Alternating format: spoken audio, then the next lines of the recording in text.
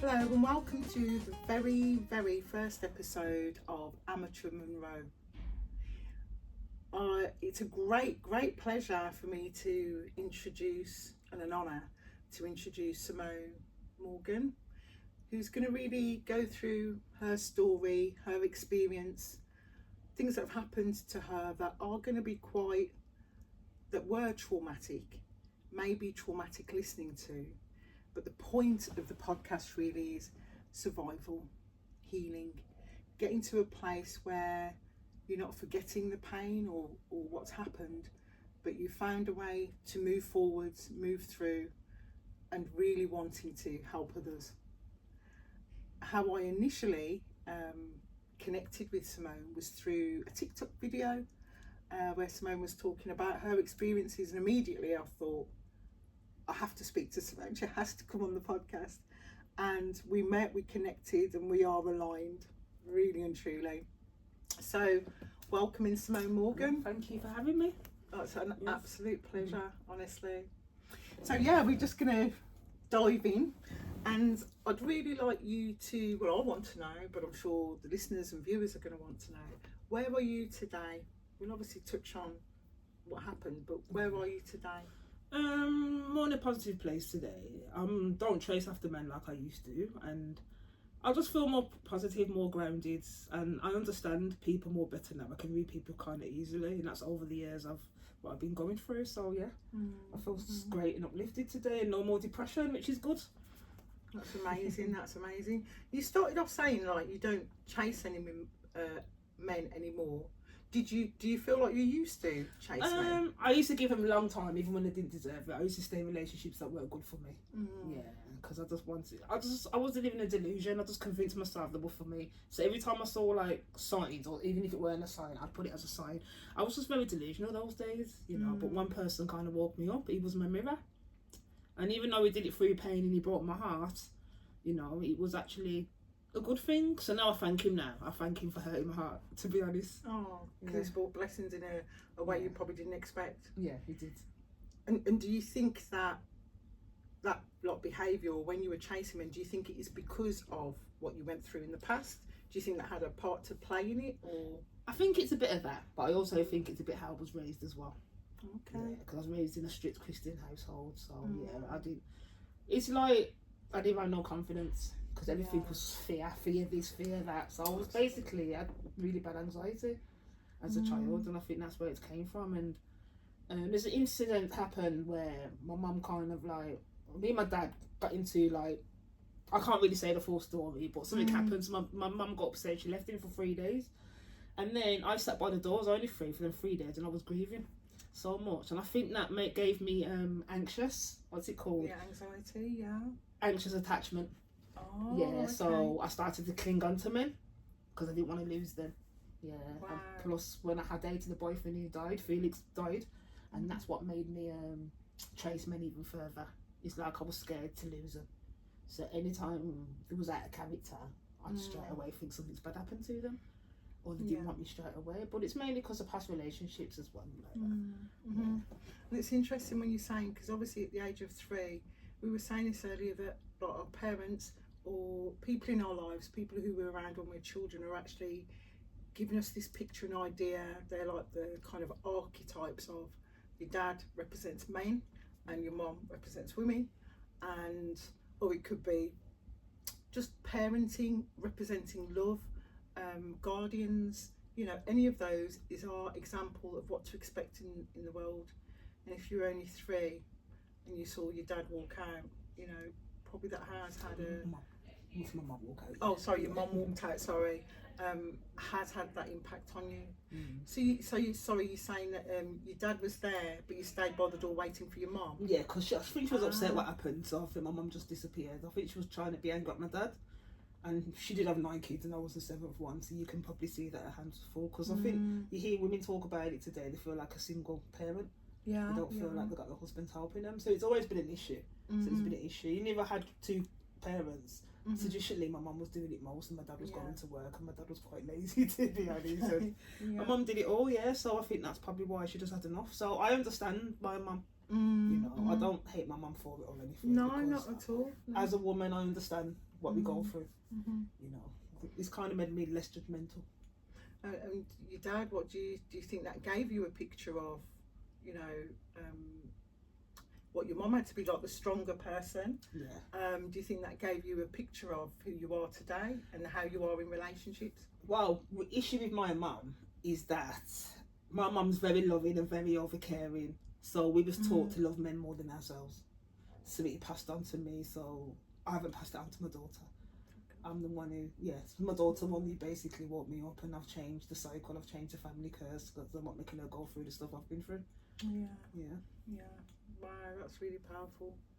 Yeah, because I think that there was some, probably even now today, I'm looking back at when I was growing up, 70s, 80s, you know, and for some people that was standard, that no matter what happens in your relationship, your marriage, and you know, you persevere, because what are you going to do without a man? Yeah, you'd stay. Doesn't matter what they do, you've got to keep them in your life, so that kind of makes sense as well. You'd stay, because my mum, she's only had I remember mum having one job, was the cake shop, and that's the only job she really had. But then she told me a story where her mum, every time she got excited about something, her mum told her she couldn't do it. I ain't gonna lie, that actually to make me break down at some point to a counsellor, and I was saying how she'd been that. At first I was kind of, how's my nan like that? Yeah. You know what I mean? So I started to see why my mum was like that, and I actually felt a bit sorry for her. And then, so when my dad one day said she's not very ambitious, whoops, I don't know if I should say that, but no, you know, that's what's when they did say that, I was like, don't be like that with dad, because you don't know what she's been through. At the end of the day, I'm not making excuses for her, but she's been a foster parent. Yeah. That's what she's done. She's raised kids, so she's done her part. And that's a huge job, gift to society. Definitely. To raise children. She raised my sister's kids, yeah, so. Wow. Yeah, no, absolutely. I'll cut this bit out. I'm just going to stop it, because I just thought, there we go. Oh, there we go. I thought the timer wasn't on there. What do you do today? Like, what is well, I'm just building a project at the moment called Synchronised Love, and the reason why I named it Synchronised Love, because I'm hoping to get everybody, not everybody, but I'm hoping to get us kind of like balanced, for us to understand each other, for us to listen to each other, and a space where people can talk, or, you know, and help support people right now, help building, and help them be real and authentic. That's what I'm about. This is why I put my weakness, my vulnerability, not a weakness, sorry, my vulnerability, I put it on out in display, because I let them know what you're afraid to do, I would do it, because I don't care what people think no more. So I am building this business. Yeah, so it's just starting at the moment where I put videos on YouTube and stuff like that. Yeah, so, and then that's where most of my story is going to be. So will it be like a virtual space, so online, a place where people can talk and open up, or in person? Well, at the moment, I'm just putting out videos at the moment, but I'm hoping to go into life coach. I'm hoping to do group sessions and single sessions, but it's still early days at the moment, but I'm enjoying all the creative stuff and putting the video out of there first, so yeah. Brilliant, it's a good way to start, to get a good feel. That's amazing. And what do you think, I mean, I've got an idea, but what do you think inspired you to go along this path? My daughter. Yeah, it's like one of those ones, I've been through a lot, and then when you've got a girl, it makes you wake up. Well, it makes me wake up, fortunately. You know, a lot of abusive men have actually got daughters, and they don't seem to be waking up, which is a bit sad. You know, but to me, it was not too bad. Sorry, I thought I lost my train of thought. No, it's okay, it's okay. I was just saying, so what inspired you, but you were saying your daughter. My daughter inspired me, and for the fact is, I'm such a nice, loving person. I just think it's my life purpose. I think that's what I went for this for, because I know that I could have handled it. Yeah. You know, which is not really a great thing to handle, but I've got resilience and I've got strength, and I see myself as a leader, which I haven't been able to show anybody yet. People around me, they understand that I do lead the skills, but you know, I want to put my gifts now and help people out, because I did stop one girl from killing herself as well. That she fortunately got raped by her friend's boyfriend. Nobody believed her, so she ended up wanting to kill herself. So after counselling, after me sitting down there and letting her realise it weren't her fault, she no longer wanted to take their tablets, and then she called me three months later telling me thank you ever so much. I wouldn't even know what she looked like right now, but you know, I'd love to see how she's getting on. But it was lovely, and I just looked back. It took me a while. If I never had my daughter, I probably wouldn't be on this step. Because the way my life went with guys, you know, I wanted to be a good role model for my daughter, so I stopped doing certain things because I was more toxic to myself than anything else. Yeah, but obviously because of your experiences, Yeah, that's fine. Wow, that's a powerful thing though, to be able to guide somebody or be the listening ear that reminds them or lets them know that it doesn't have to be it's that true. way. That is so powerful. Because I know people naturally anyway. It's one thing I've noticed with me. Some people probably misunderstand me. I actually know more than I do let on. And I can read people. So you only have to tell me what you're going through, and straight away I can let you know what your life purpose is. I think it's a gift of mine where I can make you go down that direction.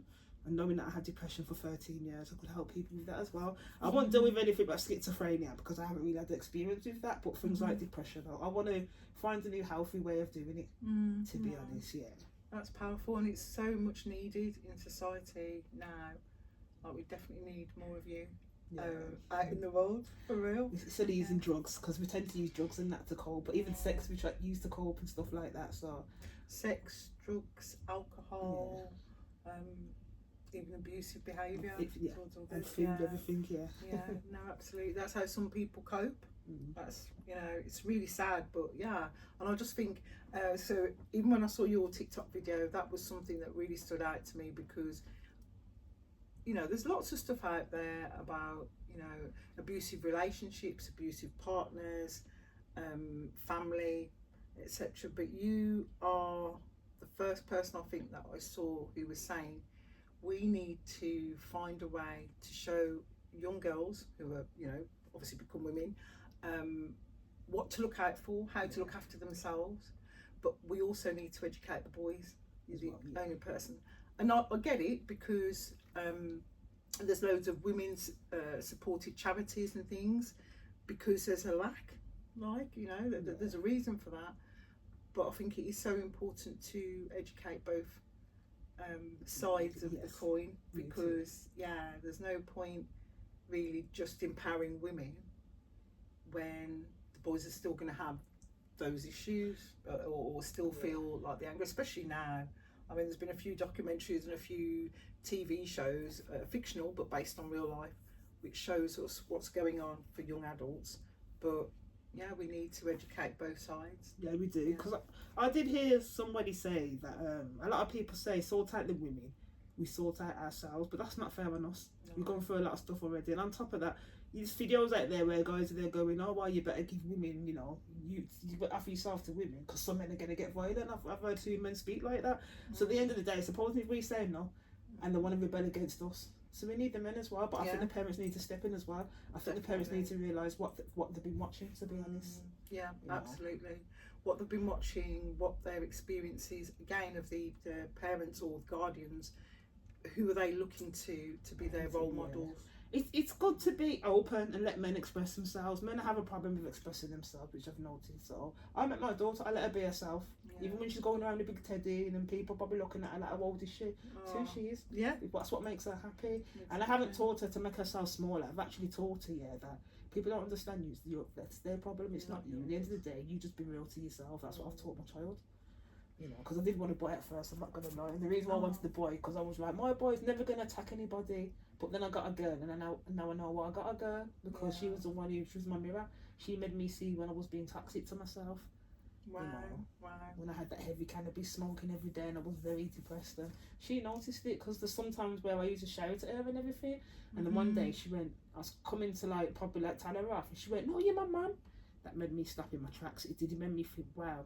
And then I did a domestic violence course, and then I started to realise the stuff I'm giving to my, I was saying to my daughter stuff like negative stuff, but then I realised it come from what my parents told me, you see. And I felt guilty for a while. I did. I even broke down and cried into one of my family members, my niece, and then she said to me, forgive yourself. And then from that I grew, but I had to face myself and look at my own guilt. It was the embarrassment of that made me change, fortunately. If no one had to shame me, I had to shame myself. And a lot of people tend to run away from the shame, but I was a single mother, I had no choice. There's times when I wanted to go, shut up, I'm the mum. But then I realised she's right, you know, because you can learn from kids. Yeah, of course, yeah. You know, absolutely. she was my biggest lesson. Yeah. I think that a lot, I remember back in the day, so we used to say things like, oh, Some children are like, it's almost like they've lived before because they seem very wise. But I think if we listen to children now, they are wise. It's like they can break things down very simple. I think as we get older, we complicate things, and things can be a lot more simple, really, and a bit more straightforward. But yeah, that's powerful as well. So you feel like did you choose to like do that course? Was that something you thought, I've got to do this course now, the domestic violence course, for you to understand your journey? Yeah. Well, the reason why I chose it is because I was at university doing a business course, but COVID kind of spoiled that. And because I was dyslexic, I didn't get no help. I didn't even have a dyslexic assignment. I was too busy gardening in the garden. This is when it was all sunny. Yeah. And then the work just looked so boring to me. So then I promised myself I was going to make up with it. So I started to buy courses online. Oh, so I've done a psychology level 3 online. I've done a domestic violence online. And like, on my courses I've done online through Read. So go check out Read. Read is very good for courses. You can get psychology courses for cheap. Well, the psychology courses I have, I only bought them for £10 and they're like £600 and something. So I caught it quite early. So that was in COVID time that you decided? Yeah, because that was my way. I'm a kind of person, see, if I slack on one area, I will build another area to show that, I can do it. Because that guilt will make me go, well, I didn't finish uni. But to make up for it, I work for myself.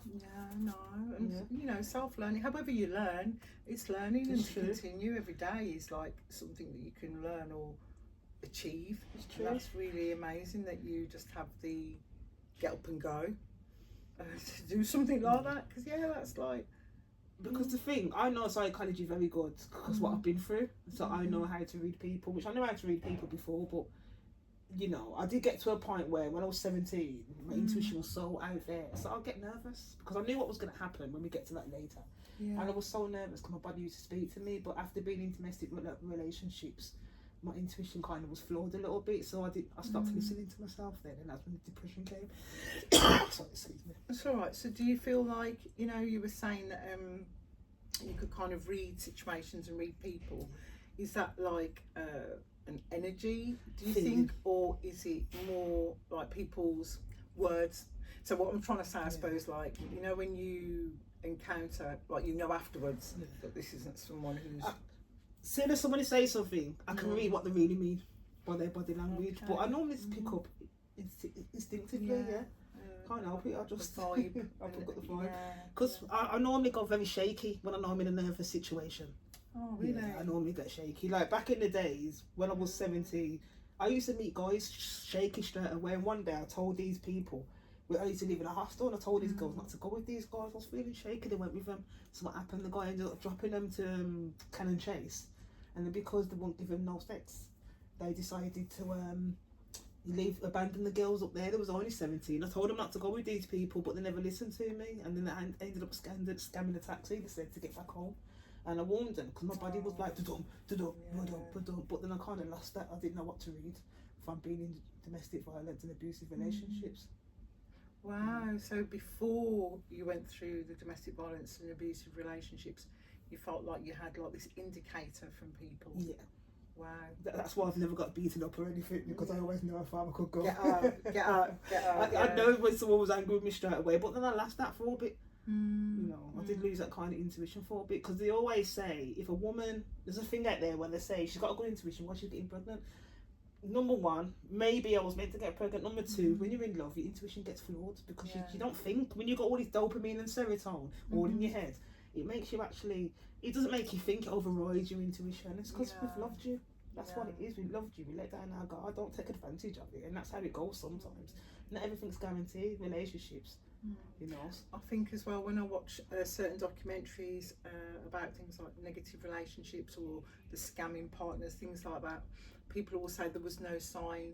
But I think even through my experiences, there are signs, but we choose not to see them. We're letting that go. We're letting that pass. We're letting that slide. I wouldn't really say we choose. I'd say we can't see. It's because we can't see it. Yeah. Yeah, I think we can't see it. Yeah. I think there's something that you will kick inside you, like, all right, from my experience, like, somebody will say something really derogatory and you're supposed to be in a relationship with them. And I know that that's not right. Yes. I feel it. Yeah, you do feel it hurts. And you know that people who love you don't hurt you. Does that make sense? Yeah. But because you love them and because you think, you know, you're not, are you going to argue with them? Are you going to, you just kind of, and I think those are the signs. Yeah. If you can't say, actually, what you've just said really hurt, or that's not true, or what would you say? If you can't even say that, that's your sign, but you don't look at it that way.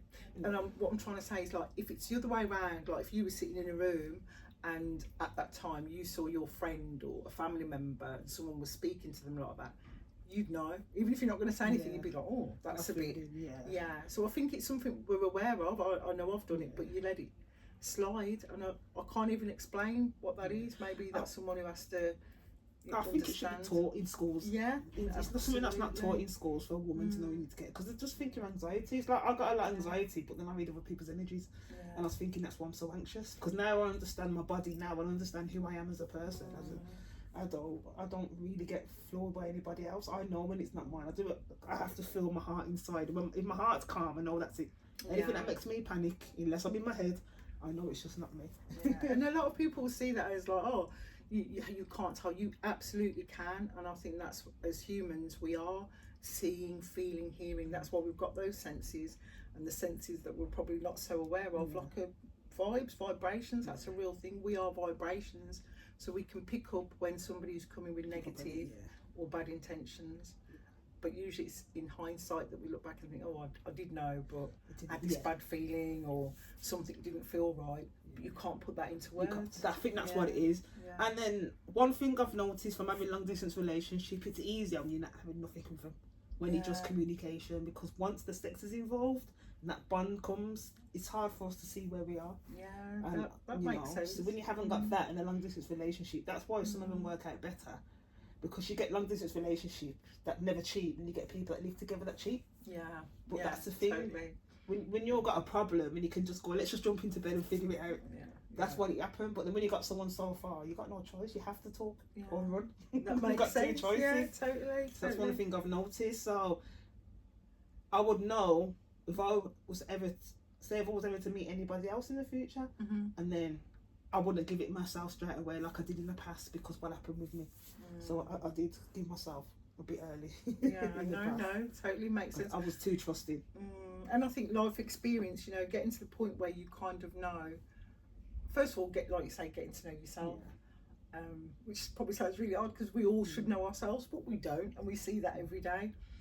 But the more you understand what's going on here, the more you can understand what's going on out there, if that makes sense. Because you saying that, I was listening to this one woman, and then I turned around to one guy that I was dating at the time, and I said to him, oh, she's made me realise where I am.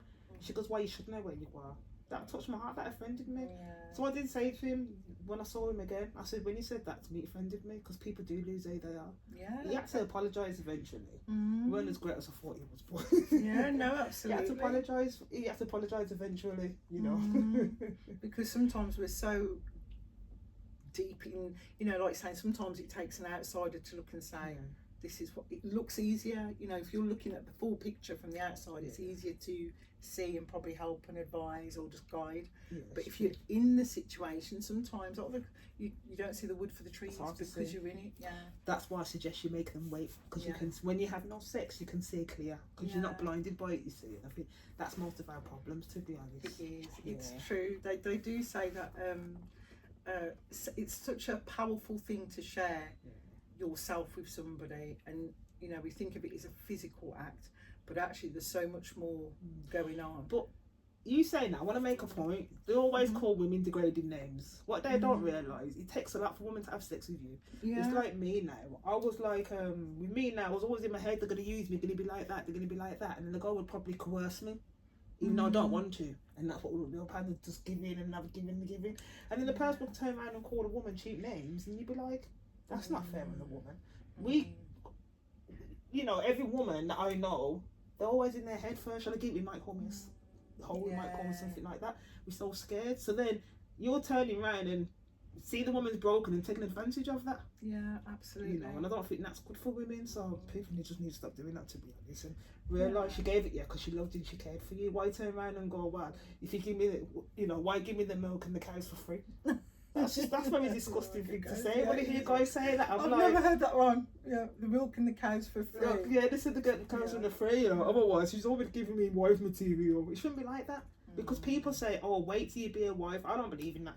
I believe as soon as you two meet each other, give it equally. You think I have to wait 5 years to get married just to cook you a meal, or for you to cook me a meal? Why do you have to hold back like that? I don't like that saying actually. That you gotta be. I don't understand. You've got to take your time, but like I said, give the same energy they give you. If they're not giving you great energy, back off a bit. Yeah, step back off. You know, they're not giving you the energy you need. Nice looking they are. Yeah, no, because I've been down that road. Yeah, it's so true because. I mean, for many reasons, you know, and it's subjective as well, because you can look at somebody and think, oh, this guy looks amazing or this woman looks amazing, and actually what's behind the curtain, what's beyond the veil is the complete opposite. But what's important is that you're getting to know and you're learning, like, as you go along, aren't you? I'm laughing because you saying that the person who walked me up, he was so good looking. I used to say pretty like money. When you see a bag of money in your face, and, that's pretty like money. But I tell you, the personality like a potato. It was just so boring. He was taking. And he made me realise, hold on a minute. I said to him one day, why are you taking so much? Can you give some back?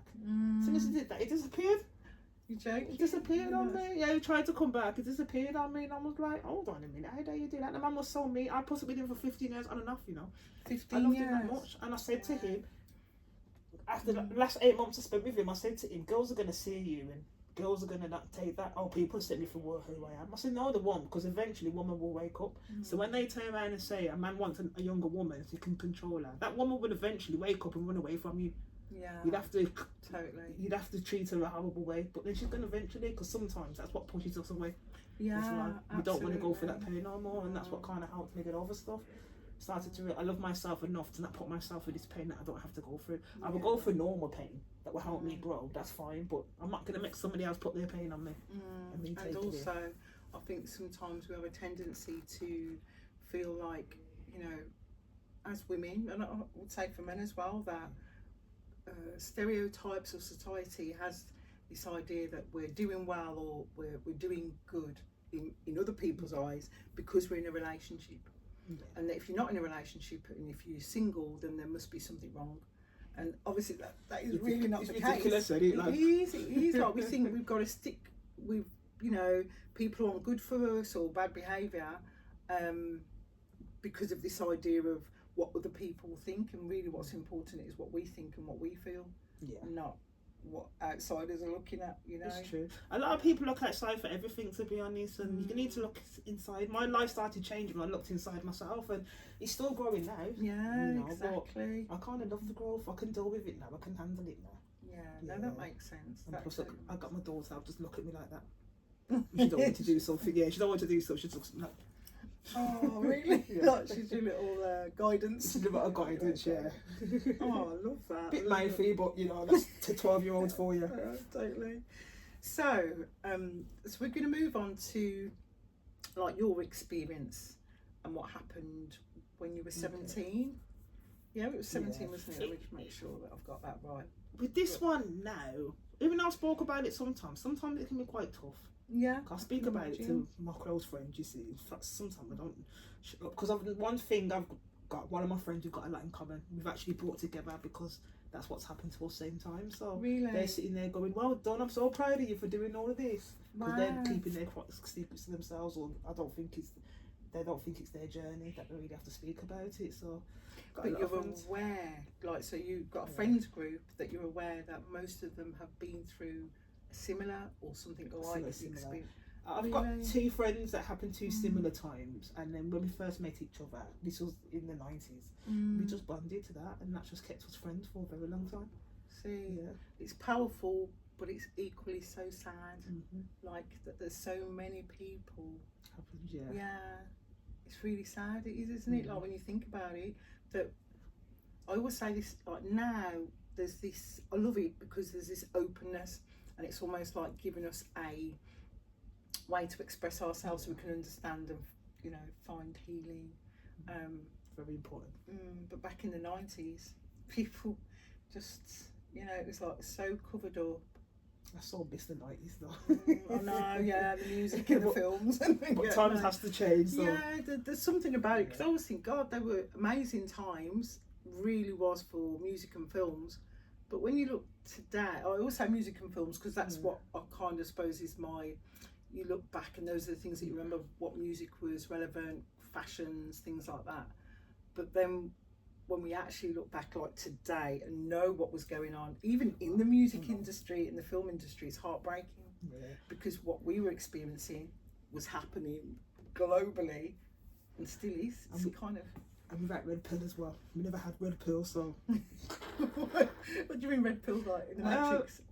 Misogynistic guys that talk about what women should do, what women should be. And really, I think some of these men, if you realise, if you actually listen to a good woman that's around you, you'd be surprised what you might know. Just put away your pride and just listen.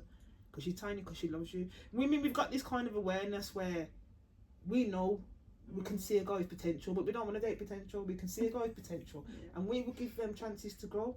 But women like me, confident women like me, you won't stay around for too long. Yeah. You know what I mean? I've got a lot of patience. I'll probably be patient, but I'm not going to stay around for too long. And a lot of these guys, they just need to learn how to be open, but then be like, oh, well, somebody hurt me 20 years ago. That's in the past. Why are you still making your past affect you? Not every woman's the same. And then what I see, if you do tell someone how they feel, and then to go on funny, at least you know where you stand, because her dad threw my rape in my face when we was doing something one day, threw it in my face. I Who did, sorry? My daughter's dad.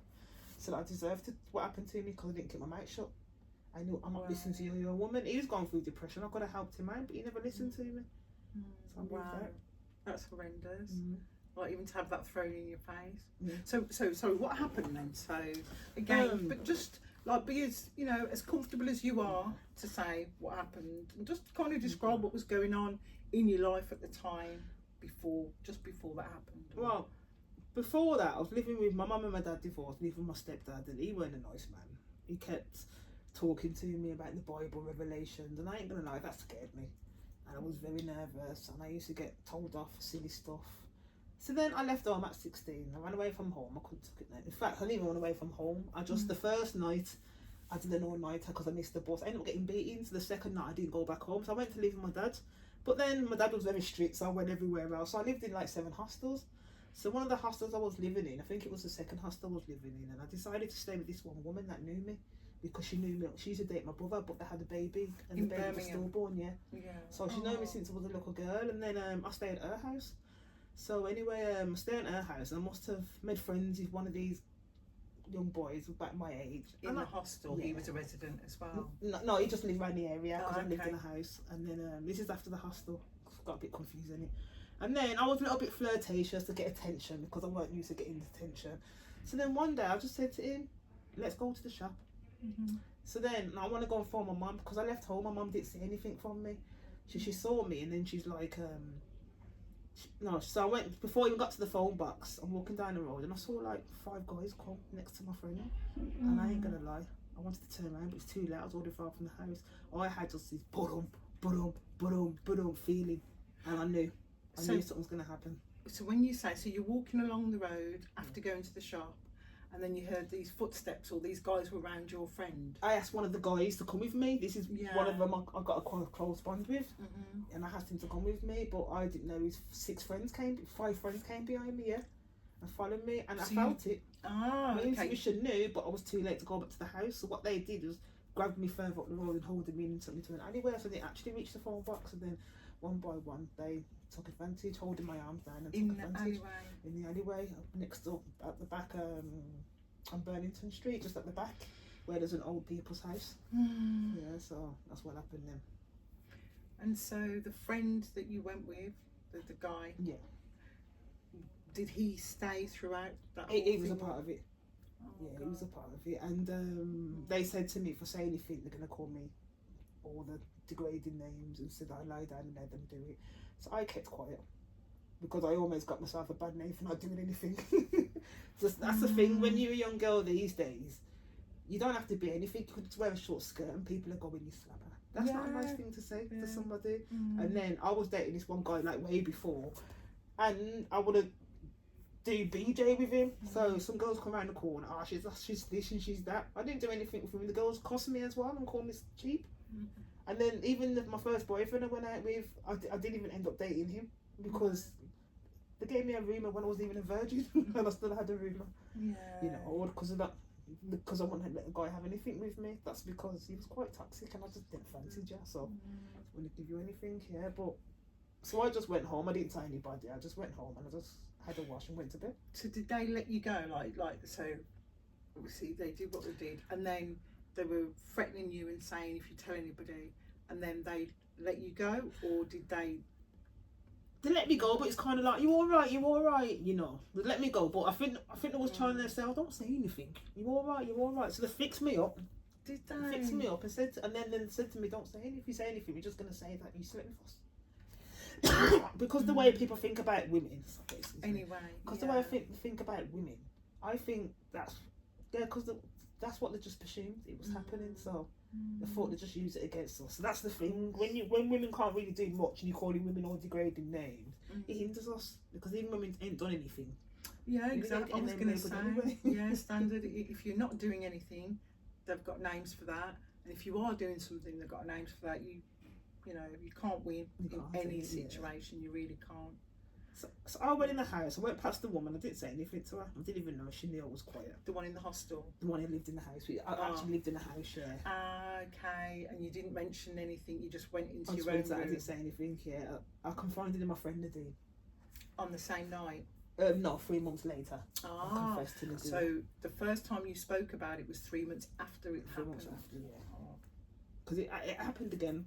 This second one, I blacked out my mind after 3 months. But I'm going to tell that more when I do my video. I don't really want to speak about it. Okay. Yeah. Because that one's more emotional. That's the one where my brain blacked out and I'm like, oh yeah, it happened.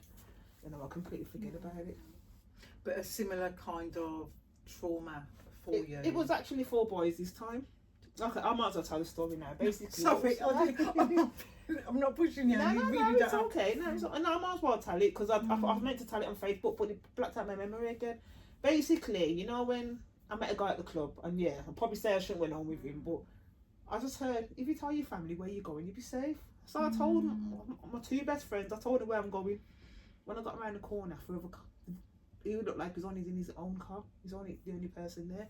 So 3 of them came in the car after. My heart started, like I said, I've got intuition. My heart knew, but I was so quiet because what happened to them last time, I let them do it. And they just took me to a flat in Warsaw. And then one by one, they lie down. And then only one of them, I just was quiet because it happened 3 months before. I was like, well, there's no point. Let them do it and get off me. Only one man turned around and went, I can't do this. So I woke up in the morning and there's this one black woman in the house, and then she must be like, "Oh, you all right?" Friending me up and everything. All I know, they went into. She wanted to give me a number. All I know, they went into the kitchen, came back out. She don't want to give me the number no more. They give me £1.20 to go home, and I went straight to the pub and I just cried in front of my 2 friends, let them know what happened. But my memory kind of blacked that out. Yeah. So that was the first time you told them about that experience and the one that had happened several months before. Before, it's kind of a blur because I blocked a lot of it out. So I'm not too sure, was it after I told the police or before? I think it was before I told my friend. And basically, my family said to me, I need to press charges or they're going to disown me. But I don't think they meant it. I think they only said that to try and push me there. But as soon as I did and I sat in that room, all I heard was, so what was you wearing? What was you doing? Was you flirting and all of that? And I was from the police. And they said to me, that's how it's going to sound like in court. We're preparing you for court. And I'm sitting there going, nah, that made me back out. 18-year-old, nobody there. And you want to say them things. And then, because I said that now, for 2 years, every time I left that house, they chased me with fireworks. When you say fireworks, they were throwing... Literally chasing the ones at me, yeah. And then, do you know, you get that look of hammer on the bus? I was on the bus one day and they hit it on my head, but luckily I was wearing weave then. Yeah. And the weave actually stopped it from cracking my skull, so I was kind of lucky. They never hit me that hard. And then one day I was borrowing my friend's clogs, and then they took when I lose my clogs, I was acting like the ones to hit me with it. Eventually I got the clog, and then every time I went to hit one way, went to him that one because it was 2 each side. But then it's quite mixed up because after they did it, a few days after I got raped, I was in the garden and not many people were there. There's a bunch of kids because it was between 16, 18, and there was a bunch of kids there. And one day they tried to film me, but at the same time there was a big man there that was encouraging them to try and grab me. I don't think he knew what happened. Was this on the road? Like this is in the woman's house I was staying in. So what happened? they started, because I pushed them all off, they dragged me in the garden, and one by one I was just getting whacked around with kids and everything, and even the younger kids that had nothing to do with it was fighting me. And then the only punch I felt was the one that I looked directly at right through the door. The only one I did, but I don't think at the time they realised I got attacked. Wow, so yeah, so basically this is before I told the police, yeah.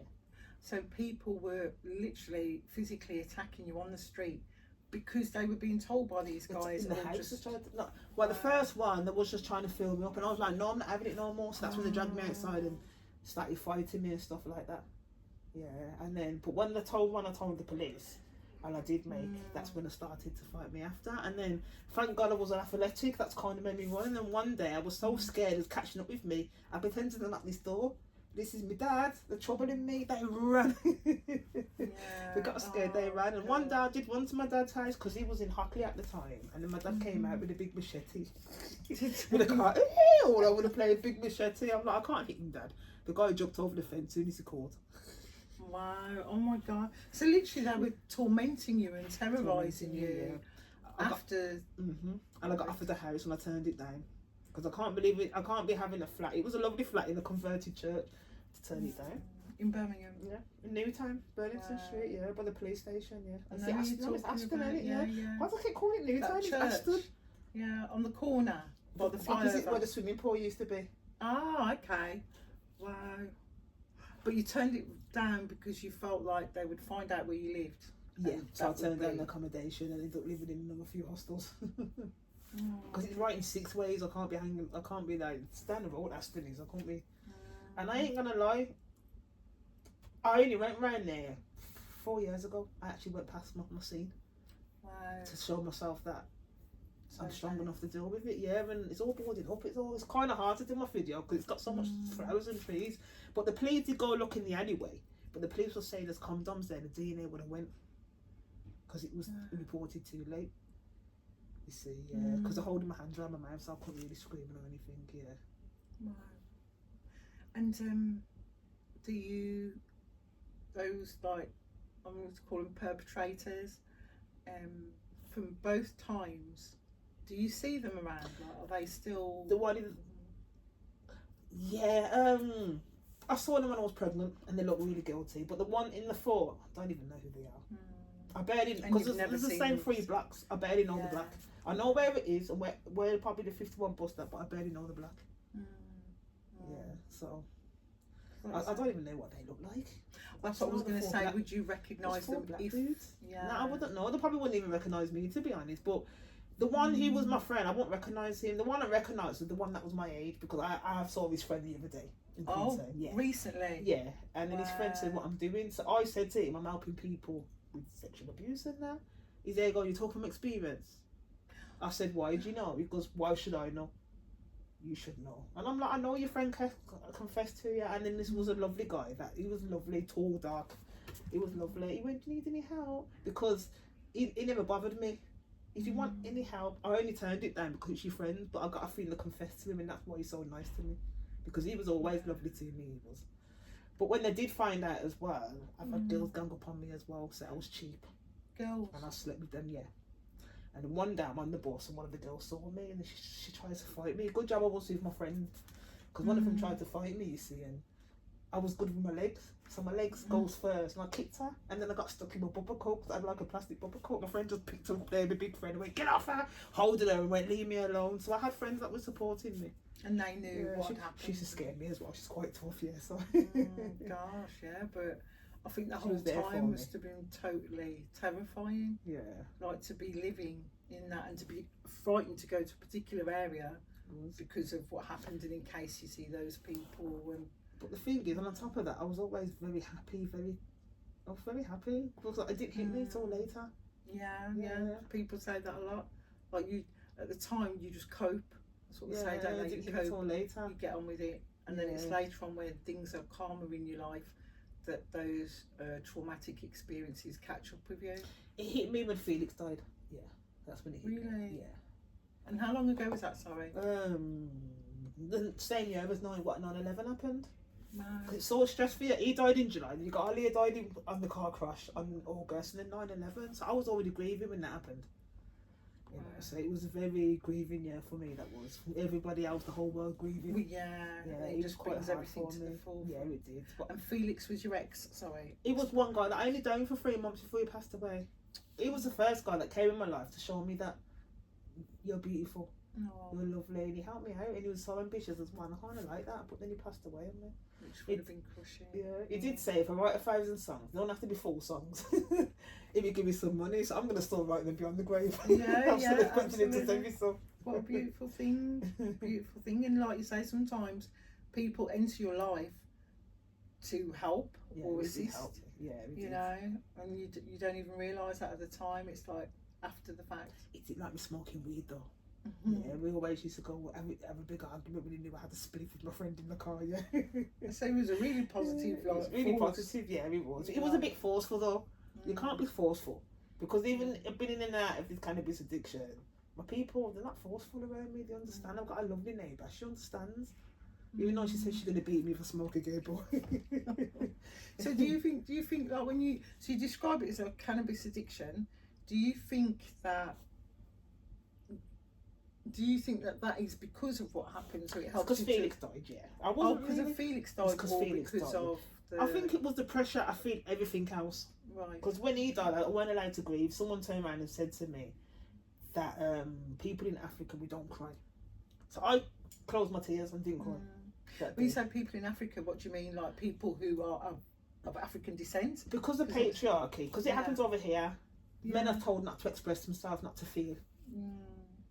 That's what's happening, you see, and that's what happened with me. It was like, oh, don't cry, because in Africa we don't cry. And I'm like, it's the same over here. It's the same I was going to say, that's just a standard thing, isn't it? Yeah. That like men are kind of, I mean, I think it's getting better, just because people are more open and we can talk about these things, but it's still a huge hurdle. But yeah, I would say in every culture, every country, there's this idea about men shouldn't be, you know, they see it as a weakness, don't they? Shouldn't be expressing themselves, shouldn't shed tears. And I ain't gonna lie, there's nothing more sexy than a man who knows himself. Who what? Sorry? Nothing more sexy than a man who knows himself and express himself and not care what people think. It's admiring. But they would get these girls that are traumatised and be like, well, I told the last person. There's a reason why. Yeah. Because not everybody's gonna throw it in your face. I won't throw it in your face. If a man cries in front of me, so what? Nobody wants anyone that's going to be crying constantly and depressed all the time to bring you down. But yeah, if a man's crying, I'd be like, so what? You're not going to be like, oh, go away. Oh, he's crying. He's weird. I'm not going to see it as weird. Crying's heal your soul. Yeah, I think it's heal your soul. Mm. And a lot of men are afraid to cry because they've been told not to cry. This is why relationships don't work out that much, because men are not vulnerable enough. Not vulnerable enough, putting on a brave face, hiding their true identities and feelings. It's just a shame. I've heard people turn around and tell their kids, stop crying, you're a boy child. I hate hearing it. I really hate hearing it, because at the end of the day, that same person's going to grow up and he's not going to be able to have a happy relationship. You tell him, don't cry, suppress everything. It's true. And it's something like you say, that even what you said about your mum earlier, that you could see the things that you wouldn't do or that you don't want to do with your daughter, but you understand why, because of how she grew up, and that's what we do, don't we? Generations from generations, so there's no point, we need to just stop hating or stop being guilty, stop feeling like, oh my gosh, I'm so depressed to deal with it, because you're just making it harder for yourself. And I don't think you ain't got no self-awareness. If somebody tells you something in a positive way, what I normally do is somebody tells me something, I won't be dismissed it, I'll go away. I used to be like that, but the reason I was like that because I didn't want to hear it. I didn't want to hear it, it was hurting. So I never said anything, but the more I face it, it was different. So what I do, I ask myself, is the person got a point further? Do I feel it inside? If I don't, then I ignore it.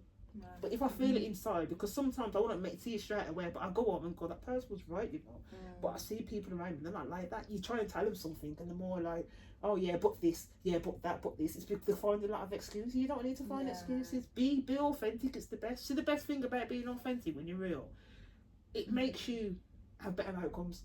It does, because when you can be yourself, you can find someone that knows you for who you are. So it's important to know yourself before you know others.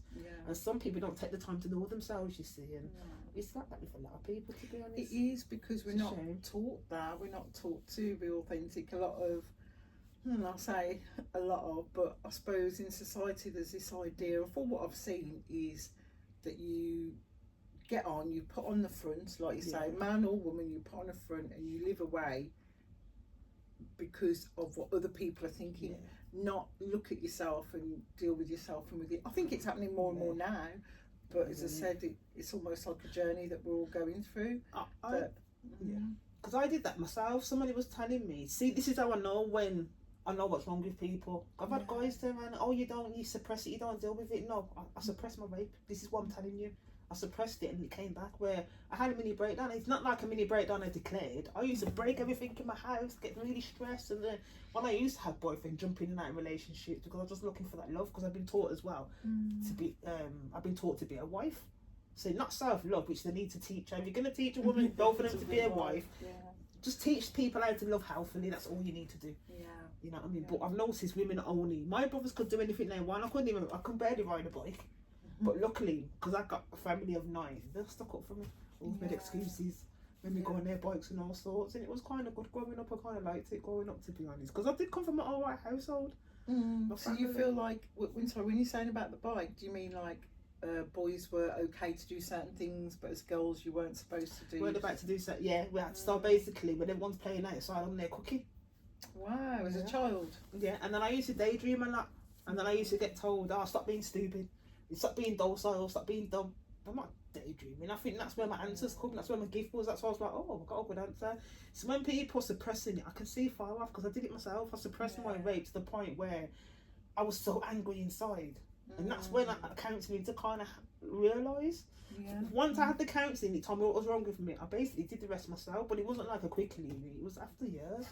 So how old were you when you had counselling for the first time? I think I was after Felix. I think it was about 25. Because he died when I was 24. He was 27 when he passed away. And I was 25, So.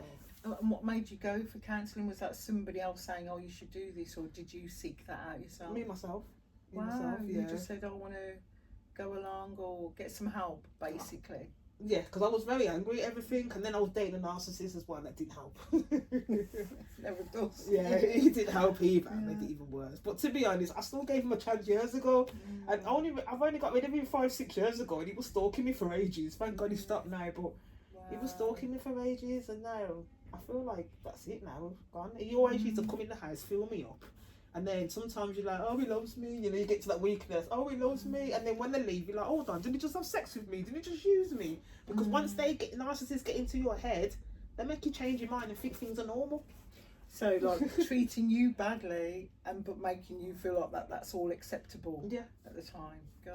Or treating me goodly, not like I didn't have anything. Because I had one of them was very intelligent and smart. All the rest didn't want to grow. They didn't know what was wrong, and this one knew. But what he used to do was go, you're right, Simone. I'm always, you're right, I don't treat women good, I want to change that. Man used to go away pretending to change. He weren't changing, he was just using it to manipulate me, and I thought he was changing. He had the biggest power over me, he did. That wouldn't have happened, I don't think, if I got raped twice. Wouldn't have happened. He had such the power over me, and all he wanted was control. It was always in my head, I was always confused. And when he came, he was touching me up and down, and it took me a while to realise he'd been molesting me. I didn't realise it's actually sex essay. I didn't realise sexual abuse. I only realised the other day when I had to turn around and to get rid of him, I just had to call the police because he was doing my head in. And that's when I found out that he's got a criminal record. But the police won't know me, so I need to check out that Claire's law. Check out Claire's law. So what's Claire's law? It's about, I think, a woman. I think she got murdered. So what they did now, they put a law in her name. So you can check the database now. I don't remember where you find it. But you can check the database and find out who's got criminal records before you date them. Okay, and that's here in the UK?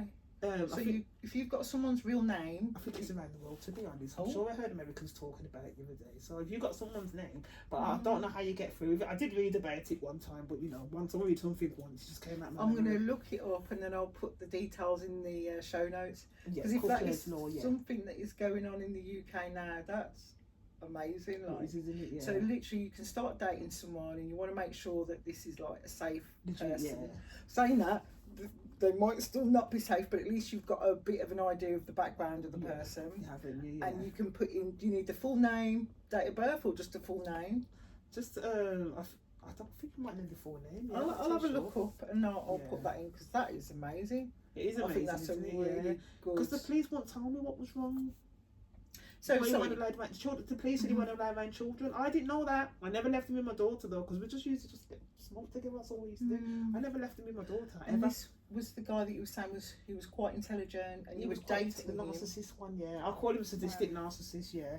Because Wow. one day, what he does after Lucky, he used to sit there, have sex, and just sit down on the other side. So I asked him one day, I said to him, so why'd you do that for? Do you notice you do that? He goes, yeah, I like to look at women and see their pain because it's very important that women get hugged after sex. That to me is sadistic, because you're sitting there watching the woman feel, why are you touching me? You're watching all that, you know, and reading the woman's depressed. So and hang you're on, sitting so there you- getting a buzz from it. Have sex, and then he would go and sit on the opposite Sit on the side opposite of chair, the don't room. give me no attention, don't hug me. And So it just took literally have sex and get up and Yeah. move away from you and watch you. Yeah, and then when I started to wake up, I'm the one who clapped him. I said, you know what you do that I like. The man rather admitted it and goes, yeah, I do it because I like to see the woman's pain in their face. That's sadistic. To see Yeah, somebody that's- pain and knowing that somebody wants a hug and he's sitting there like, look at the big Oh, words sitting God. there. That's awful. It is awful. Really, really And I recently is. looked it up. It's called sadistic narcissist. I never knew there was one called the sadistic narcissist. But yeah, Wow. he wanted to see my pain all the time. That's what he wanted to see in me. But I still never learned a lesson. I still jumped back into the pretty boy one, pretty like money one. Yeah. Yeah, but and I think this is it as well. It's almost like something that's so deeply ingrained in us about what a relationship is and what it should be, and how you should be treated, and you know how you should be treated, but then it's almost like making excuses for that person. Oh well, they've got trouble, they've got stress, they didn't know that, they did. Do you know what I mean? I felt like I've done that on many occasions in negative relationships where I've looked and thought it's like making excuses, but in my heart I know. Yeah. I think They don't really know. Men are saying they're like, oh, they're the prize now. What they don't realise, if you watch the Animal Kingdom, it's like my daughter's asking me. I had to say to her, the birds and the bees, when she's there telling me, Mum, why is that pigeon following that one? I said to him, he's trying to get sex. That's what happened, because I'm quite open and she's 12. And she went, is she? I said, yeah, when you normally see two animals following each other, one of them's trying to get lucky off them. That's what I said to her. Well, sometimes it looks like they're battling, doesn't it? Like, Yeah. Especially with birds, they look like You they're can see them fighting in a bit. pigeons, yeah. They're pigeons running. The man's following them, and sometimes you see pigeons fight, and then that's how it should be. And then I've learnt it from one guy, public offender. I'm going to name him because I've learnt so much about him, and it helps women. It educates women. Like, look him up. I'll send you a thing, and it educates women on stuff. And What's he called? Sorry, public the public offender. offender. And then people call him Panda, but I tell you, I don't agree with everything he said, but most things are does. And sometimes he's the one who's made me. This is why I'm here today. He's trying to educate men, but he's got more women because men don't listen. He sometimes had men in podcasts. I don't agree he was cussing them sometimes, but some of them frustrating. But I think he's got patience because he was better with men, and he will realise, he will show clips of men to say, women are right, you need to do better, because men don't want to change and they're blaming the woman. You need to do better. So basically, in the Animal Kingdom, yes, the men are meant to pursue the women. That's why it's not working, because it's the other way around. The men expecting the women to pursue. And then what they don't realise, they say when a man gets you, start giving. If that's the case, then trace. I had a man in the, because you don't want to trace to the point where you're tracing just to control the person. But I had one man, he goes, I met this one girl, and he said that, oh, she made me trace her. He even said to me, make him trace you a little bit, make him show you that you're worth it. That's what he was basically telling me. Make that man show you. And so then in my latest relationship now, I saw it. And I thought, oh, is that why he gave me that message for? Because it rang in my head true. So sorry, to get his girl. He's kind of saying that a man should chase a woman. He's going out for a woman, and he never gave up on her. I mean, if she says no, she says no, but he never gave up on her. He gave her a look a bit. He proved to her why he's worth it. You know what I mean? Which to date or for like sex, like you should chase. no, for it's just sex. actually with him, and he actually said to me, "Make the man make the effort." That's what he's basically saying to me. Make the man make the effort, because if you're saying as a man, you've already get the milk. Why buy the milk and the cow? Oh yeah, I remember you saying so. Why? I can't remember what you said now. Sometimes go. I said, why buy the cow when you can get the milk for free? Something like that. That was it. Yeah. If you're saying that, then if that's the case, that sounds like you've gone into the tracing then, because once you've got what you want, you become complacent. You don't need that. Don't give anything else. You know we can take it away from you just like that. Don't think any woman's going to sit there and go, I'm going to make him give me the bare minimum. No. We're waking up now. it's one of those ones. Women were waking up, either come with us or leave us behind, because we're never going to get to that traditional. It's not working. It's not natural. Traditional stuff. It's not natural. It's the idea though as well. Like there's this idea, because that's been around for a long time, that first of all, it's almost like a game, isn't it? That as a woman, you've got to let a man beg and chase and stuff. Like, I don't know where these ideas come from. It really isn't about, I don't think it's about the let a man chase. It's about you and how you feel. Yourself. That's what I mean. But like how you feel about yourself. Like if you think, so sex really is something very intimate. You are giving something away, and you're sharing yourself with somebody. And if you think that that's something that isn't worth much, then you don't really care. Because I think you got two types. You got the trace where you're only tracing. As soon as you get the person, you're gone. But you got these people that, you know what I mean, you've dated them before, and they would be like, something like, they won't grow, they'd rather dip off. That's what I meant in that respect. Like, when I mean tracer, don't trace until you lose your dignity, but at least make the effort to let her know you're not just a fling. Especially the way us women are paranoid now. Because we've had, we're paranoid, we need a man to show up and say, listen, even a woman who's broken, sometimes she needs, and so what if you give her, because you know when your limit is, so what if you say you give it to the woman and then she took advantage of it, and then you know to avoid that type of woman. Don't ever regret it, because you will get it back. You will get it back one day.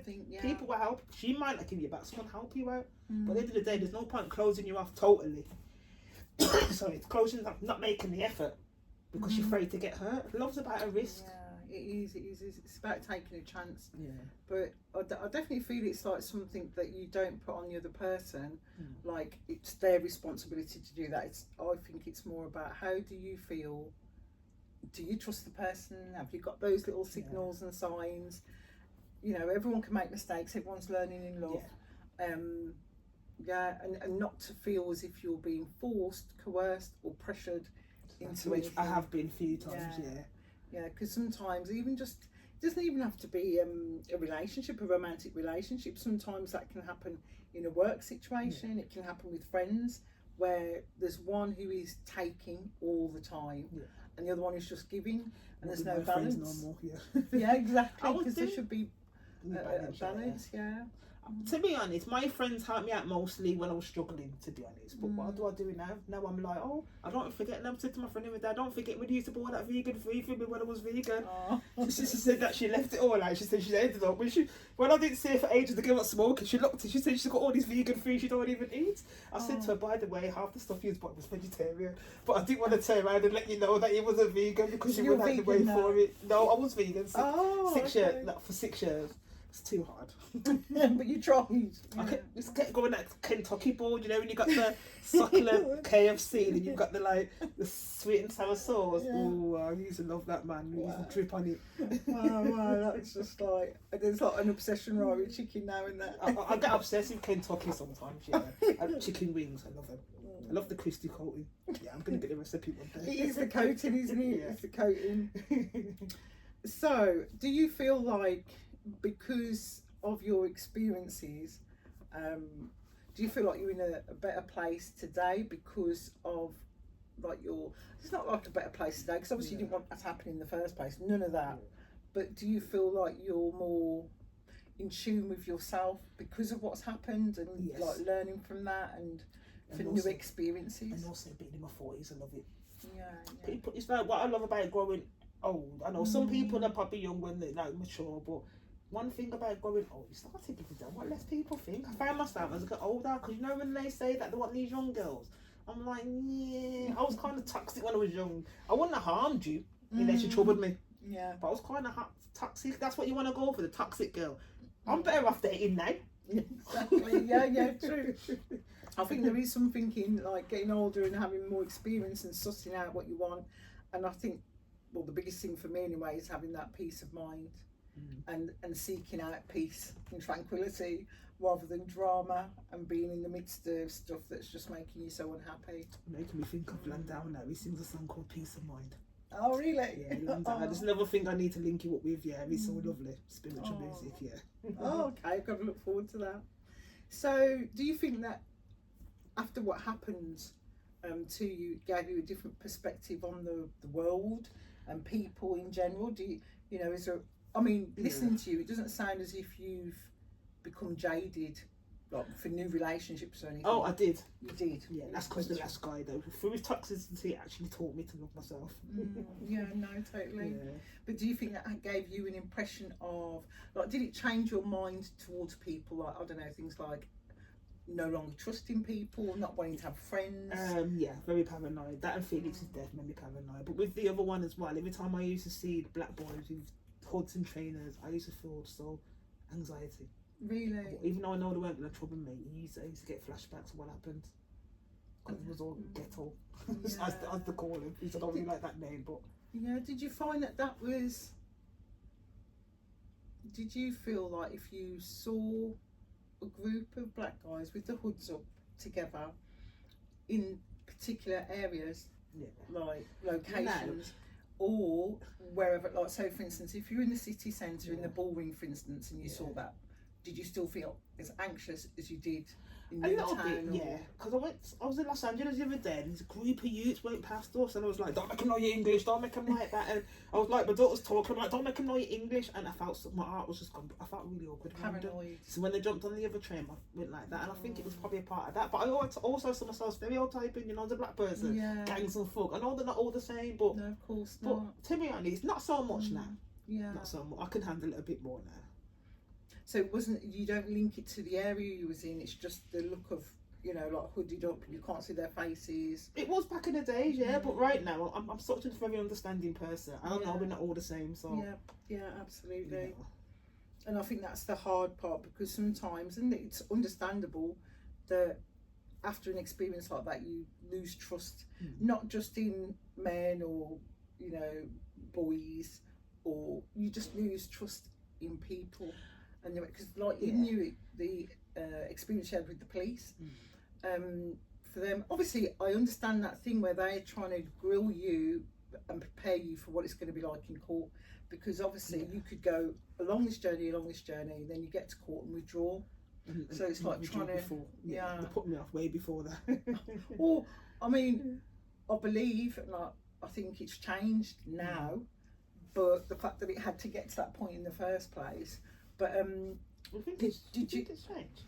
Yeah. There's a lot of stuff more out there, but I still think people just don't believe us. Yeah.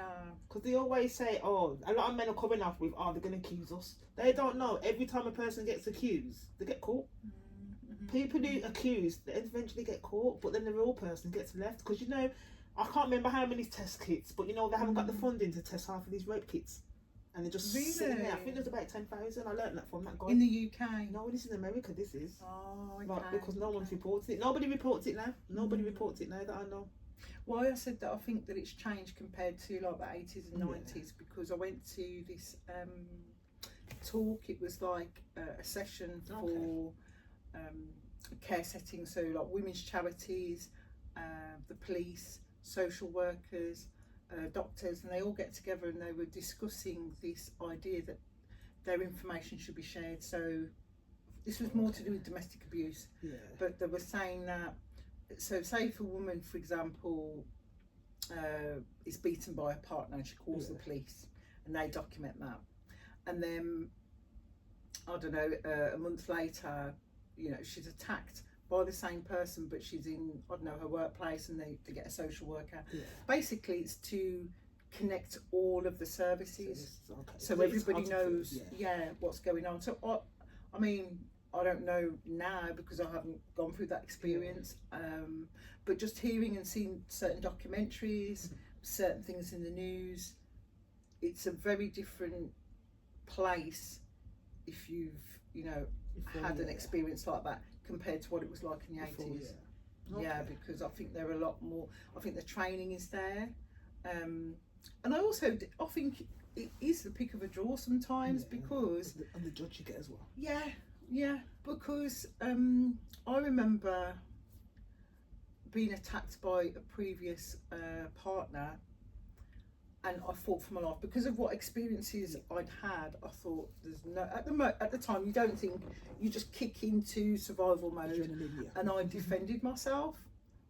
I don't remember because you kind of blank out and I don't remember the details, but I fought back.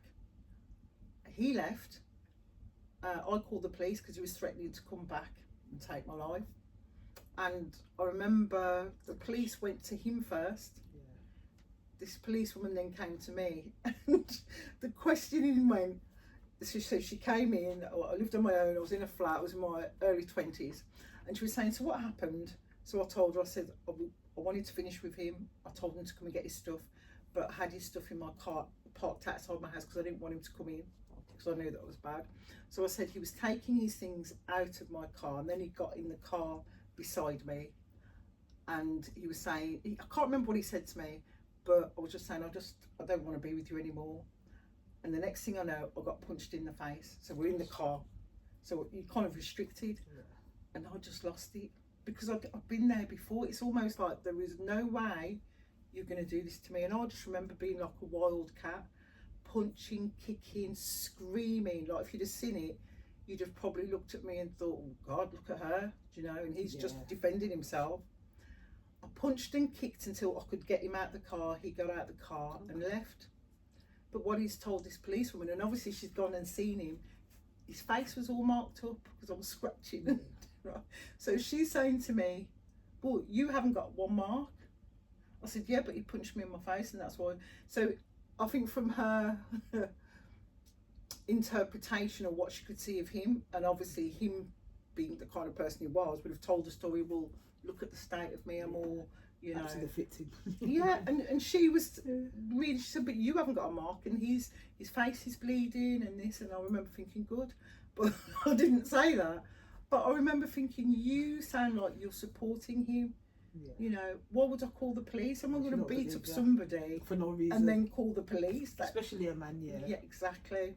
So I think it depends on who turns up on the day. Because, like, yeah, it could be somebody who's really supportive and understands, or somebody who's just kind of, you know, they're not looking deeper into what's going on or understanding how domestic abuse works. You know, I think it could be that way, do you know? Because the way things have changed, I think, is, as I said, the training and the awareness that if you know that some men are going to react in a certain way, equally, I'm saying men, women, because women have been found to be just as abusive. Yeah. Not as often, though. No, it's not as much. You can always tell, because abuse is hard to report, but how many people get unalived? You know, that's how you can tell. It's a huge rate of black women in America. That husband, they want to leave the husband, but there's a load in the UK. Yeah. See, was it your TikTok? I think I saw a video where you're showing all the people who have been unalived this year in the UK, and there's flashes of pictures. Flashes of people. Yeah. I kept watching it because I was trying to count, and I couldn't count, and I just couldn't believe my eyes. We're only in May 2025. And it looked like, I don't know, 30, 40 And I think people. about their family. When I sit there and see each individual person, all I think about is their family must be devastated. Because I actually think about, when I see people that are dead, I see them actually walking around. I can just feel them walking around, being loved a lot. And then they're just wiped off the earth of the planet. It's like, I automatically feel for them. It's just weird. Can't even explain it what I do. But to me, I'm looking at them alive. And looking at from how they move, and I'm sitting there thinking, they deserve better. And how all of a sudden, someone you care about whipped and you don't see them again. You know, it's quite hard. It's horrendous. But you saying that, every time they attacked me and I went to the police, it was like, "What, you ain't got no bruise on you?" Well, I'm black people rarely bruise. I went to the police twice, and I ended up not giving it, because the girls, "Well, you ain't got no evidence." Wow. And just left them, And that is another thing. It's almost like, I don't know, because that's been a thing as well. You know, when I don't know if you saw that thing in America that's really bad. I can't remember the young girl's name. It'll come to me. But she was an influencer on YouTube, and she had a boyfriend. Yes. You know what I'm talking about? That's how big that story is. Like, took the guy's side, didn't they? Yeah. And you could see it straight away she's getting abused. I could see that, definitely. But I did like the way the police were with her, like taking her away separately. Asking her, trying to find out more. Probably there's more they could have done, but it still felt quite supportive, and it did need her to speak, because police can't say, "Look, well, we think this man's not good for you. You're coming with us." They can't do that. Because Public defender spoke about that. He spoke about that, and he noticed, that even though somebody caught the man whacking the woman, they still acted like it was the woman. Yeah, almost like questioning her. Yeah. But because you could see how she was honest and he was lying. You could see. Someone knows what they're watching out for. Because it's like, I know abusive man. It's like, for some reason, when Andrew Tate used to come on TV, I used to have bad anxiety. I liked him when he talked about politics, but when he talked about women, I was like, he would be dangerous for the women. My soul knew that he wasn't good. And I was sitting there getting upset thinking, women like me, no men like you. Yeah, it's true. You do pick up an extra sense once you've been through something like that. You can sense it, even when someone's been very nice. Hello, could be a work situation. You just got a feeling. And it does get to that paranoid stage as well. That's the hard thing about it. You can meet someone that's not doing all those things, but you get flashbacks and you see them. As one thing I've noticed. So I'm at that phase now where I've just figured out, it's me being paranoid, or is really there, or it's because of my flashbacks. Because once somebody hurts you, you're like, oh well, so I'm gonna close my heart up. Because I must have been watching, I can't remember, some drama, and then she was like, oh, I'm gonna shut my heart, not let anybody in. I said to myself, I want to be that woman. Just before I got depression, I did. When I was that woman, I started to realise, oh my God, I didn't really want to go to me. I closed myself off. I ended up being that woman I saw on TV for ages, and I wouldn't really let people in. I ain't gonna lie, the only people I let in was kind of like men from Africa, because they were the sweetest. Really? In what way? In what way? They've been told that look after their women. You see, really traditional stuff like that, which I don't really like the traditional stuff, because I'll be a power couple. You know, I don't really like all that, but yeah. Wow. I was going to say something then, I forgot about like the same situation with, you know, if you're in a coercive relationship, and because that young girl, wish I could remember her name, that's really gonna I'll remember it in a bit, but yeah, so there's a part where the policeman takes her away separately and she's blaming herself. She's saying, it was me, I was the one who was doing this, I was the one who was doing that. And in that moment I remember feeling crushed, because I recognised it, and I knew that she wasn't saying really, almost like she's worried that if she says something negative, he's going to get into trouble. So putting his kind of need first, and because it was the police. But that's what I like about public defender. He broke it down and he was saying that it's because she's women are more accountable, even when we're being accountable for him. So he's put an example when they say women not being accountable. Well, we are being accountable. It's just that you want us to be accountable for your mess. Choose better. Yeah. You know what I mean? Yeah. I mean, when you say like accountable, what did he mean? Like, what, that she's saying that's my fault because it's her fault, yeah. So even though it's not her fault why he's treating her like that, she's making excuses for him. It's her fault. She's just being accountable for him. Yeah. When they're sitting there telling you, be accountable, okay, be accountable, be accountable. I'm like, well, accountability ain't got nothing to do with what kind of sex you are. It's more to do with how you are. Because I put a video saying that I weren't accountable because I felt shame. When people aren't accountable, they feel shame and they don't want to grow. That's what it's about. Sometimes they don't want to be stubborn. They're running away from themselves. It's not my issue or our issue. Because I remember saying that after so in that same situation where I said the guy got out of the car and his face was scratched up and stuff, and she said to me, so what do you want me to do? And I said to her, well, I'm not expecting you to lock him up or anything, but I just want it noted of what's happened, because if he's threatened to come back, and if he comes back and I'll call the police, you'll be aware of what's already happened. So I remember, like at the time, like when I look back, I think, why was I trying to say don't arrest him or don't? He has literally attacked me at my home and made me feel unsafe, and I'm saying don't arrest him, don't lock him up. I just want you to know what's happened. Like, what kind of excuse? What was I thinking? And it was a fear of, and it comes back to that thing of, you know, this idea of don't get men into trouble. It's your fault.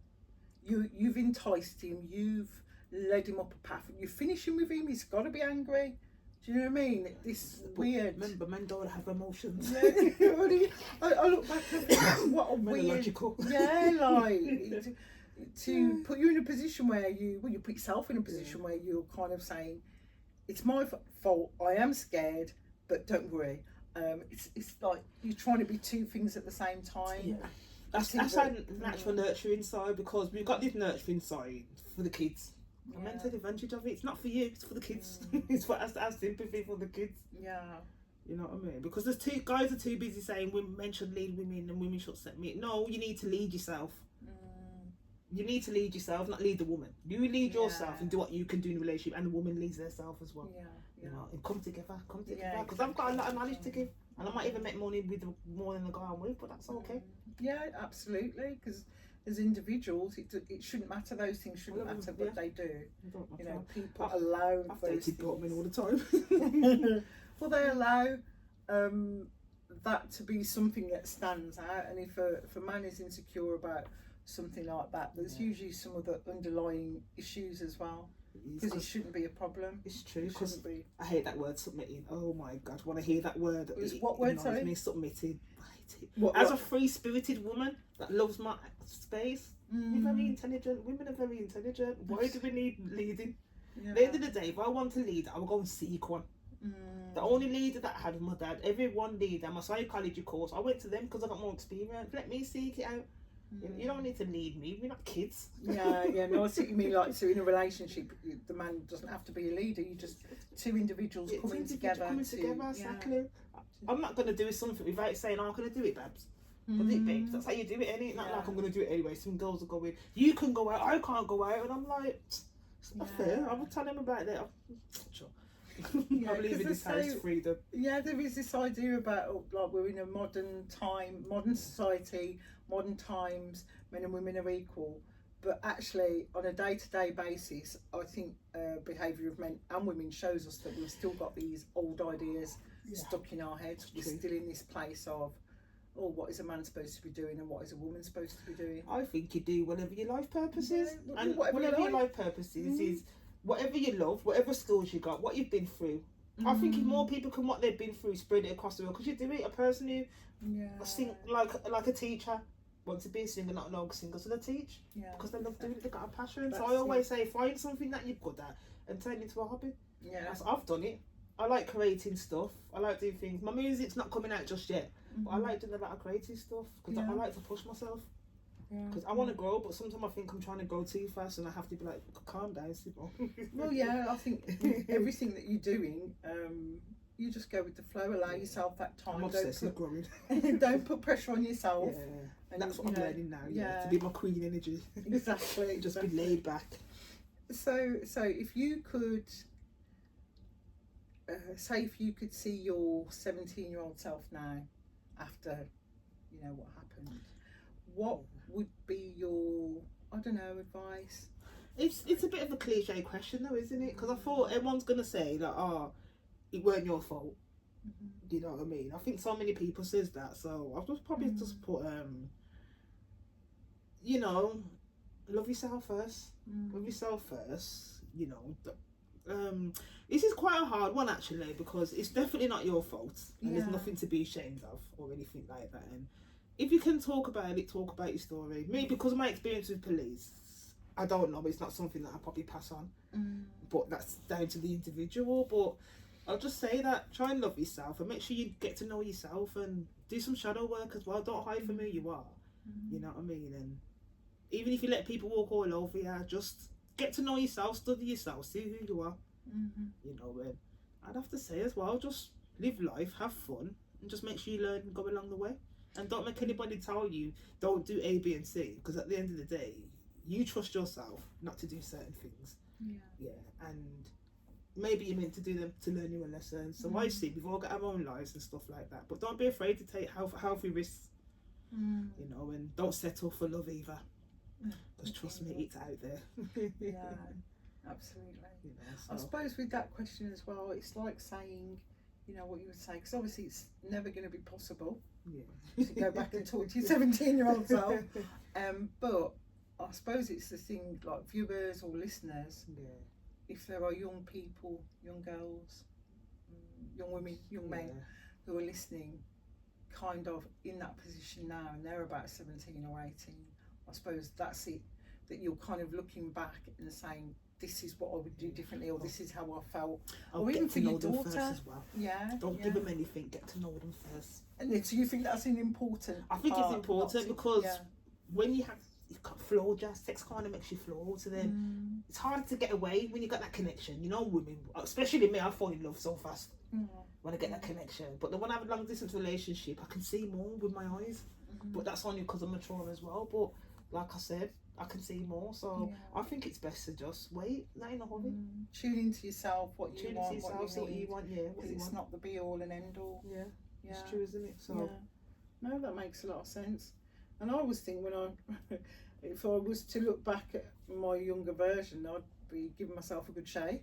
To be fair, like, what are you doing? that's another thing as well. Don't feel guilty. You knew what you knew at the time. Yeah. Yeah.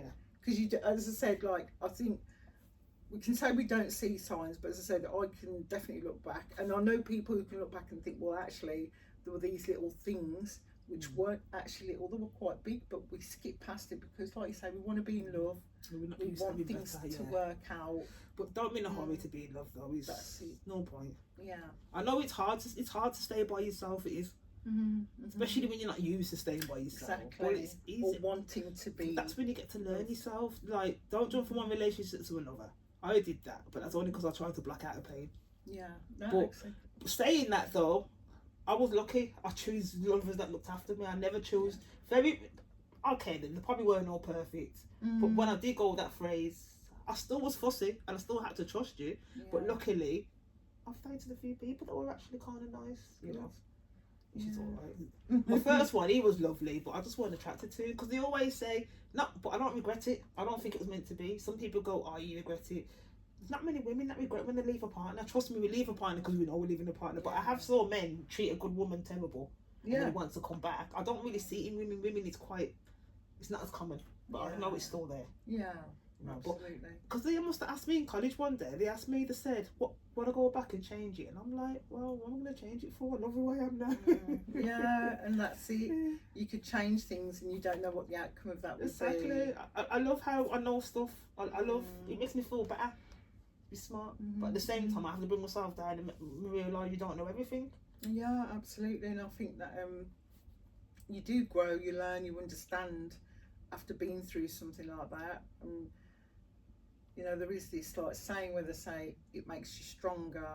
I don't know if I felt that something like that or an experience like that made you stronger. It just made me more, maybe more weird. Yeah, it made you more aware of what's going on in the world. It makes you grow up very quickly if that happens at a young age. It makes you paranoid as well. Yeah, you don't know who to trust. You know, that's why it's important to get to know yourself, get to know your intuition.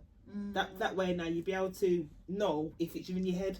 Yeah. If it's because of your past or something else. Because it always pops up. But that's what happened. It pops up. We're dating someone. Something will pop up and go, where? Because people are your mirrors. Don't just run off and go, well, I'm not going to do this work and run off. You know what I mean? Just do. It's going to be painful, but do the work because you're going to feel so much better when you come out of it. You may not know what to do, but like I says, you can go to supportive people. There's people like that. You're never alone. I've had support workers. One thing with me, even as my big age in my 40s, I still needed help with my daughter and autism. And I've called people and I've never been ashamed. One thing with me, I'm not ashamed to ask for help. No.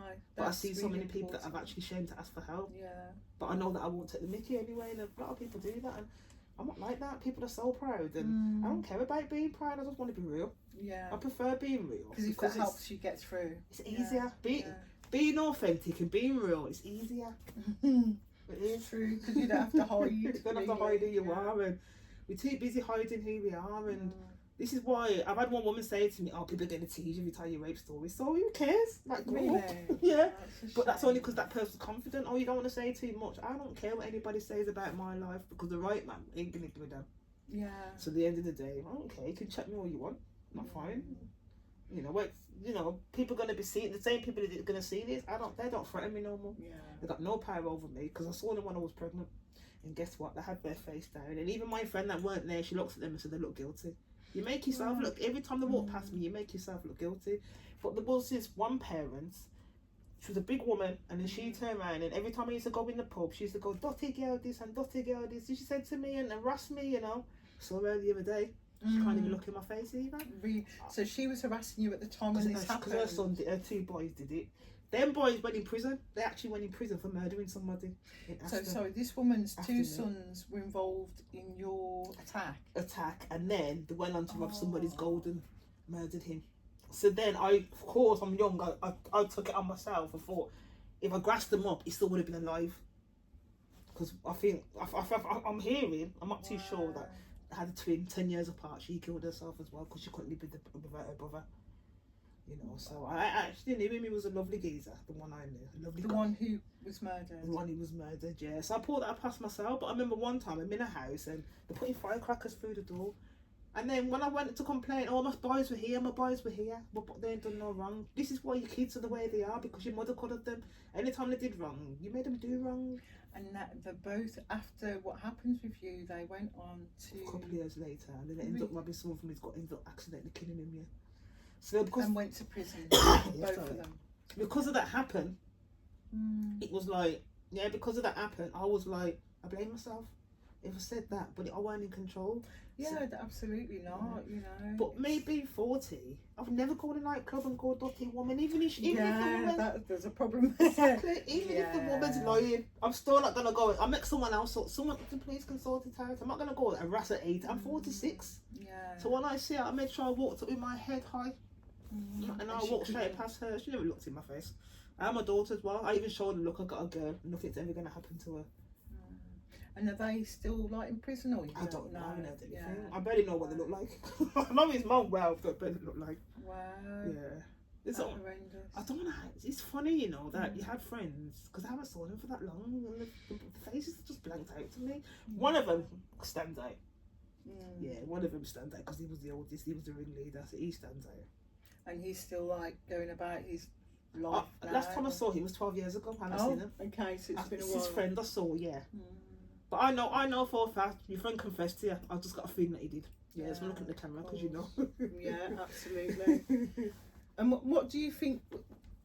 So if somebody, listeners or viewers, are watching and maybe they've got an inkling or a feeling that somebody around them has suffered a trauma or is suffering trauma, what do you think? This is a mad question, but what do you think are the kind of telltale signs? Are the things that you think that kind of stand out for somebody to know? So, you know, after that happened to you, do you feel like your behaviour's changed around like family and nobody friends? would have noticed because I was always happy.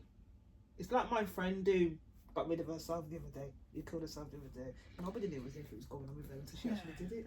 And you wouldn't know, because sometimes they can go into withdrawal and all that. But the thing is, if they're not telling you, there's nothing you can do about it if they're not telling you. So you literally feel like the people around you at the time, family and friends, would not have seen any change for your behaviour before that happened? I didn't see it myself. I didn't see it till I had a nervous breakdown, and that's only because the boyfriend died. That made me paranoid as well, because when I was dating a man, he was out of routine. I'd think the car hit him. I'd get really, so because of that now, I won't let anybody close to me. I used to push people away, argue with people away, just to push them away. I didn't want anyone near me. And I ain't gonna lie, sometimes I enjoyed a little bit using men. I didn't mean to do it, but I felt like I had my power back. But like I said, I was a lot different when I was younger, and now I've changed. And just because I went through that doesn't mean I can go around and be like that, because I did get my karma for it. I won't call it karma. I got what I gave out, basically, and it does happen. Yeah. I got what I gave out, and it happened. Even someone like me, the guy I didn't take advantage. I loved him. I gave him things, but I won't let him kiss me or something like that. And it was comfort while I was there for him. I never regret it. But then I dated someone that made me understand how he felt. That's what changed me, you know. So before you go out there and you know a girl is, you know, got issues, or you know that she's got vulnerability, you take advantage of it. Trust me, it will come around and hit you back in your face, and that's how you end up lonely. Because I do believe whatever you give out, the energy you give out, the energy you get back. Comes back. Yeah, absolutely. So you wouldn't say there was any like signs or indications or things to look out for? You know, someone's in, or I suppose. Yeah, if you hid it, and that's what people do as well, put on a brave face and smile to the world. Because you probably just think they're on drugs. You never, unless that person tells you, you can't just presume. You're just going to be thinking, The person's got to be, this is why it's very important to tell people, because somebody may want to help you. Yeah. And then by telling people, at least you're going to know who your soul family is, your tribe. You're going to know who they are, because you're going to know who's supportive for you, you know, and stuff like that. So, yeah, it is hard to pick up. It's easy to pick up on someone who's heroin because their body shows them. But like I said, I was happy. The only thing that made me go skinny was cannabis. And bad relationships, but apart from that, you're happy. Like we see all the time, many people, you think they're happy. Like I got one girl, there was a popular couple. You know, he looked like a famous rapper. She was Jamaican Indian, lovely hair. When she turned around the other day and said to me that he actually abused her, and I'm sitting there thinking, we looked, and ours was perfect. It was a lot of people lost their after your man when you were 17. And I said, is that how she treated you? And I went, yeah, that's how we treated her. And I thought everybody looked outside and thought he was all right. You know, and so there was no indicators, but I think you know, it's like sometimes if somebody, I suppose there's probably things that we see and we don't realise, like so say you see a couple and you know how that person is, but then when they're with that person there might be an indicator that they change or they was quiet. I call them their next victim. The next victim, okay. Because the guy who ghosted me, because I never had no boundaries, that's where I was toxic to myself. I had no boundaries, couldn't do anything. So the moment I put up boundaries, he goes to someone who never gave him boundaries. But then that person made him miserable. If you see him now, the man's lost all that weight. He doesn't look happy at all. Yeah, I've noticed. No, totally. Okay, so do you think, like, by telling your story, has that helped you? Do you think that's kind of a part of your journey of healing? It's part of my journey. Seeing the support I had out of there, to be honest, because people don't realise I'm not on TikTok to get famous or anything like that. I'm in TikTok to spread a message. But I've noticed when you talk about something conscious and stuff like that, sometimes it's horrible pouring your heart out, telling people who you are to get 2-3 likes. And then you get people that are showing pictures and then they've got bare people, you know what I mean? I've seen everything. I'm putting my vulnerability out of there, but I don't think I'm meant to go. I'm not really looking for that. I'm just looking for help and support. I'm not going to sit there looking pretty flattered in my eyes and just having a music. Help and support for yourself or for other people others, who might be going through it. Helping you helps me as well. Because I've done the work. When people come up to me in counselling, I've done the work. I feel happy. My daughter made me do the work because she made me face who I was. And number one, I never ran away from myself either. So you think that's definitely part of your healing, being able to talk about it, support others, give advice and tips from your experience. Be honest with yourself, from my experience, and I can help people. I've helped people before. I've got this natural aura anyway. I think I only have to be around certain people. People call me their medicine in the morning. Yeah, totally. So I know that I've definitely got that gift. Totally. And what if there are like listeners and again viewers who might be going through or have had that experience? What would you? Is there anything you would say to them? Like, I mean, you've kind of touched on it, like speak up, be open. I'd say you're not alone. Find a group. Find someone you can talk to. You know, finding someone that you trust, someone that you can confide in. That's all I can say. You know, and like I say, if you do go and report it, you have to be willing to go 100% all the way and realising that, you know what I mean, it's going to be tough, which I didn't do it. I don't regret it, but to be honest, I actually didn't go ahead because they did put me off. But you will find someone. I think if you can manifest things like that, if you think life's hopeless, life's going to give you hopeless. If you think life's abundant, life's going to give you abundance. And I'm saying that because I've been several places once. And it's not because I've got money, it's because I've got a healthy mindset, which I never have. Like, money don't grow on trees. I make money every day. I make posters, put them on my wall. I make money every day. One of my walls, you can't even see them because I've got so much art on it. Totally. So, I mean, I would say if there's, you know, like having that kind of trauma or that kind of experience, and if somebody was, has just gone through that, like you're saying, it's finding someone if you feel like there's no one to talk to. Come to me, I'm here. Yeah, absolutely. Finding someone to talk to, and there's so many charities now. There's groups that you can call. I'll put some notes in the show notes as well of places that can. Even to support workers, families, they're not that better than soldiers. They're not that bad, to be honest.